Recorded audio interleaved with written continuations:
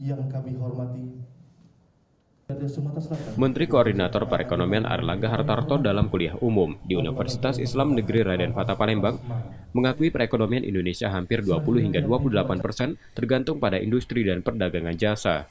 Motor utama perekonomian di Indonesia adalah tingkat konsumsi, sehingga semakin tinggi tingkat konsumsi berpengaruh pada kondisi perekonomian tanah air. Ekonomi Indonesia ini 19-20% ini tergantung industri dan perdagangan jasanya itu bisa sampai 28%. Ekonomi Indonesia engine utamanya adalah konsumsi. Jadi kalau Bapak Ibu berkonsumsi, adik-adik mahasiswa berkonsumsi, maka ekonomi Indonesia tumbuh. Contohnya tentu yang terkait dengan industri makanan minuman itu yang sangat besar.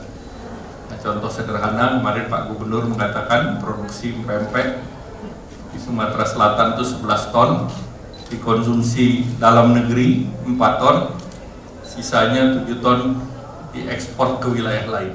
Pertama, marilah kita panjatkan. Airlangga juga menerangkan pertumbuhan perekonomian tanah air juga tak lepas dari hal yang bersifat lokal, seperti Palembang yang dikenal pemasok makanan pempek terbesar di tanah air.